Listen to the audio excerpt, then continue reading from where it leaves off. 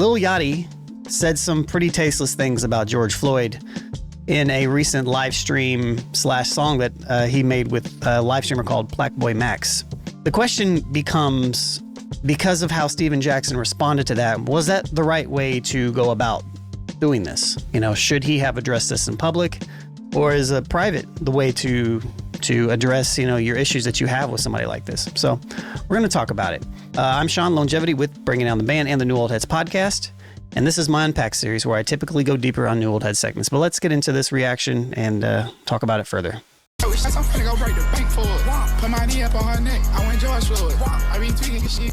All the blogs and shows that's calling me about the Lil Yachty, George Floyd situation. Some of y'all don't respect because y'all never have content. All y'all do is look for mess. Some of y'all do. I won't be doing no interviews about it. I spoke to him. He's a smart young man. He's winning for a reason. He's a smart, super smart individual. He made a mistake. He apologized. We moved on from it. It's over with. That's what y'all want us. Jumping on these shows, talking about each other, feuding and, you know what I'm saying, dumb clown because y'all ain't got no content. We don't do that at all the smoke. We never clout chasing. We still win. We leave that to the drunk shows. He gonna keep winning. He gonna keep doing his thing. We gonna meet up. He made a mistake. Let it go. Stop calling my phone. That was a shot. That was a big shot. Isn't that a little ironic to yes, it is. Throw a shot talking about? Okay. Come on. Yeah, we'll talk about it. But that was definitely, Terry, that was definitely 100%. That's beef. That's beef. Right. Out and open. Yeah. So was Steven Jackson justified in calling out Lil Yachty publicly, or should he have kept the conversation private? Honestly, I don't care. You don't care? Either way. I mean, again, he alluded to him having a podcast we all know called All the Smoke. Why wouldn't he address it? To his defense, he did have a relationship with George Floyd. Mm-hmm. And sometimes you got to check these young cats, because some people say because they don't realize the actual connotation of what they're doing. It's just something fly to say. I felt like saying it, and we're getting away from actually having a moral compass. What do I usually say? I got morals. Yeah. People they don't care about that type of shit. So True. It's just a current event to them to happen, because unfortunately we become numb to a lot of this shit because it's so common. But yeah, I would say, you know, even still with that, which I go into more detail on this later, but I pose the question at least. But, you know, I think audience matters. You know, like Lil Yachty has a massive influence, and he did this in a public space. So him checking him either publicly or privately, I don't care either which way. I think he did what he was supposed to do. I think any OG around Lil Yachty probably should have put him to the side, but hey, that's not cool. You probably shouldn't do that. But Steven Jackson, I said Steven A. Jackson. Not Stephen A. Jackson. That's We'll crazy. take that. Steven Jackson did it, and I'm not mad at it. I mean, he has a platform, but he did it from an OG's perspective, so I can agree with it. Metronome, what you think about Steven Jackson's choice of, you know, method to check Yachty? Do it. Do it. I don't know, man. I mean, yeah. I mean, again, he's a celebrity sports figure with a contemporary popular podcast. I would expect that he would probably, and he also obviously doesn't duck smoke. We know that about Steven Jackson, so I'm not surprised. And I don't think he did this originally on his podcast. I think he just like made a video. It was on the side for sure. Yeah. But I think the crucial factor here, and I agree with everything that Terry said, but having the personal relationship with George Floyd is the component that made this a story. Mm-hmm. You know what I'm saying? Like I don't have a problem with anybody checking somebody over a dead friend in a highly controversial one at that. You know, so or controversial situation. Everything's not a joke. Everything is not a joke. Not a punchline. That's real. I appreciate the fact that, you know, instead of talking about Yachty, he talked to him. Yeah. Okay, true. Because I think that's where a lot of beef gets escalated, because instead of actually just talking to people, we talk about them. You know, so I'm glad that, you know, and shout to Yachty if he was able to receive whatever Steven Jackson said about that being wildly insensitive and inappropriate. Because a lot of times you can't tell these young boys nothing. Everything is a fair game. I will say though, Yachty's a little older. Like he's not like a young boy. Like he's like late 20s now, right? But we've seen these sort of things before. I just remember there was at one point, maybe it was Lil Wayne who had said something really out of pocket about Emmett Till. I remember that. And I just remember then there was something else where Nicki Minaj had said something, you know, that was just historically, due to our struggle here in America, was wildly insensitive. And I remember thinking, wow, I think everybody in Young Money just needs to take a Black History class. But I just think that a lot of times we just want to be so ill Like if you're somebody who's an MC and you forget, hey man, everything is not a punchline. It just isn't. You know, Yeah, everything is not on the table. You know, and trust me, like the rappers that we came up with, like they would say something like, you know, kidnap the president's wife without a plan and hang it. It's like the Ku Klux Klan. Like, you know, that's Nas on his first, you know, public thing. You know, that's kind of wild, you know. And I think sometimes there are people who think, well, you know, if my forefathers could say something crazy like that, then, you know, let me just go ahead and I'm gonna do my thing. And sometimes we don't realize what a misstep that is. And, you know, as ill as Nas, you know, Nasty Nas is the illest, you know, he doesn't rhyme like that anymore, even though he's prolific and he's able to put out basically 6 albums in what it was a course of 2 years at one. I'll also say, like, it's a difference between like punching up and punching down. You know, you hear comedians talk about this on a regular basis. It's like, you don't punch down. You know, like George Floyd was killed by a police officer with his knee on his neck. Talking some shit about the president, who is a part of the system that is screwing everything up, I think that's a little bit more fair game than something to the extent of somebody who was killed by an authority figure when he shouldn't have been. Point. Yeah, you can't know, even say somebody he just riding to Indiana stabbing women like the family. Come on. He's been Come on canceled now. Yeah. And I ain't gonna hold you. Lil Yachty did not think about any type of history with Nas and none of that. No, I'm not saying But that. I feel where you going. Yeah, exactly. I feel I'm where just you going. saying that, like, you know, it's so easy for us to point the fingers at the young boys. It's like, hey, man, Yeah. you know, some true. of our favorites, you know, they took it a little too far as well. I mean, you know, 𝗕𝗏𝗪, and I'm not even talking about the joints that we know. Yeah. You know, Yeah. I just remember Dream Hampton had to, like, really let him know what time it is. You know, Yeah. you can do your Google and research on that as far as, like, the content of some of his lyrics. And so I just can't put this on the youngsters. I just think there is a learning. Sometimes the older generation has to really say, has to be in a place where, like, we're not just talking about young people, we're talking to them. And we have to not just, we chastise them. That's the whole thing where I say, like, as an old head, like, I don't ever want to be that person to where I'm talking down to specifically young black artists, you know, especially in front of, you know, what some people consider the white media. Because I know how I didn't appreciate it when, and God That's bless real. him. God bless Calvin Butts. God bless C. Dolores Tucker, because you know what? They weren't wrong. It's just the way they approached it was, you know, there are some things that we could have, like, maybe built on had they not gone in front of these cameras and actually came and talked to the young people. Because once again, these are your children. Also, you know, because of that, we understand that a lot of the media is sensational and it looks to grab and it looks, everything's for clicks. That was another part of Steven Jackson's thing here, where he mentioned, you know, talking about the blogs and talking about these other platforms that are just going to berate Yachty over and over and again, blah, blah, blah, you know, just for clicks. I think there is a nuanced difference between talking about something and berating somebody for clicks. I think there's two different things. Academics is a great example of a click follower, as opposed to, I would say, something that we do, and even this particular thing right here. You know, we are diving deeper on what is the appropriate way to do this, right? That's the conversation here. The conversation isn't, did you hear Lil Yachty do this thing over here? Man, what a horrible person he is. Now, he may be a horrible person or he may not, but we're going to talk about it and decipher down to the root of it, right? But there's a different way, and there's a lot of media sources that are profiting off of pain. And a lot of times there's a lot of people that are profiting off of black pain when the people that are profiting off of it aren't even a part of the community itself, but more so a part of the oppressive portion of everything. So, yeah, I definitely understand what Jay's saying here. And that is a good point. I have to look at it like that when I talk about certain artists and maybe the responsibility they have to be more conscious as far as their lyrics are concerned, even if they're not conscious rappers. Let me ask you this. This is a weird statement, and I don't mean to put responsibility on any one person when I say this, but this conversation, is there a responsibility to specifically have this type of conversation like Steven Jackson did in public, to call it out as opposed to private?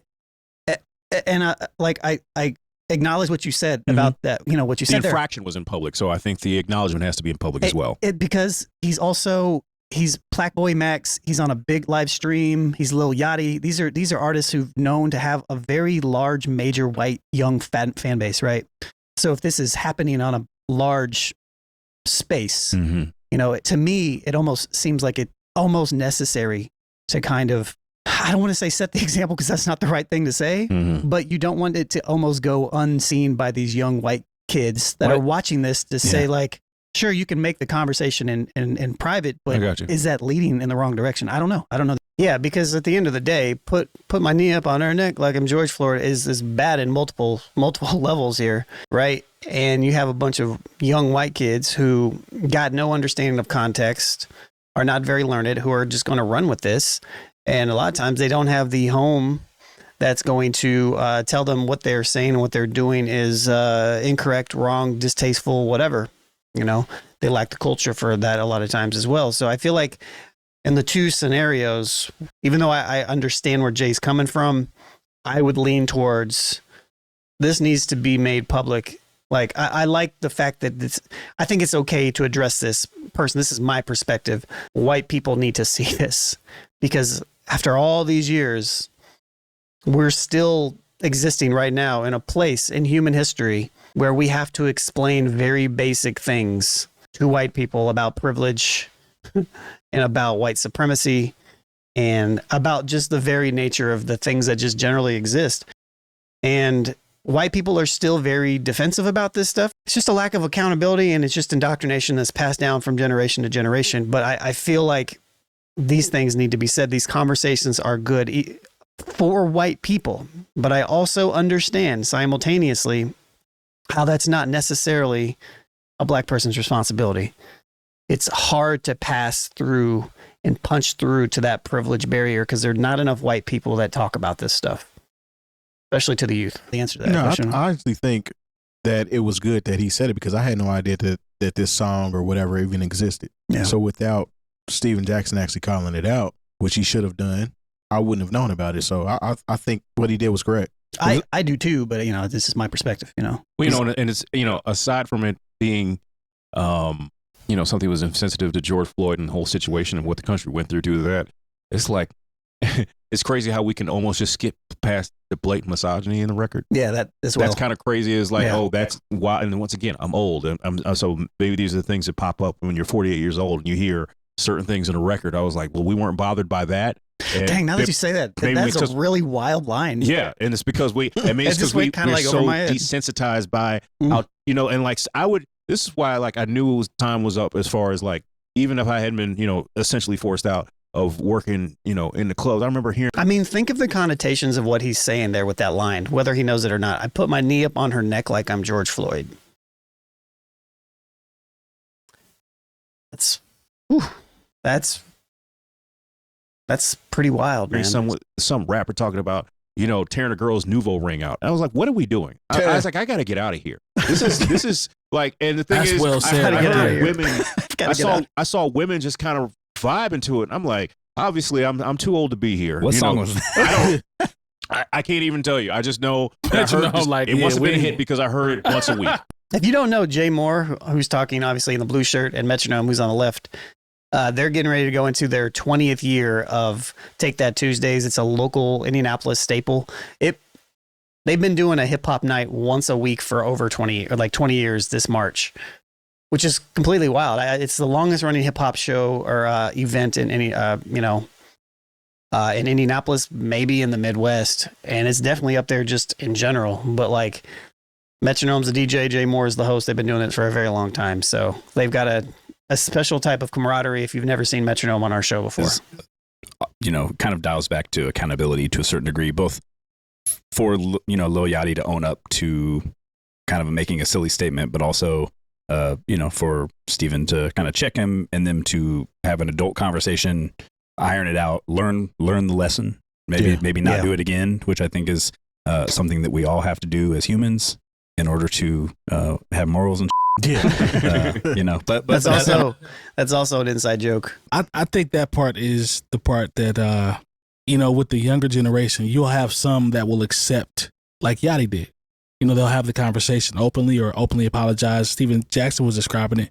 It's like, yo, he openly apologized. It was cool. We talked on the phone. I've heard he's actually a very Yachty's sensible, usually like, cool. Yachty seems to be just a real chill dude. I've heard that they're going to actually link up too. That's even better. So, that's even better. But there is the other side of that you have the younger artists that are, you know, just hell bent, just disrespectful. And, Steven Jackson is an old head and we ain't trying to hear all this and that. So the refreshing part of this is Yachty being open to, his accountability, I guess is what I'm saying. I think that's dope. Speaks volumes for him. But again, he's 27, so he is a little bit older. Like, he's not like one of these 20-year-old kids, Hopefully some of the younger people can, see that and say, yeah, it's cool if we make a mistake.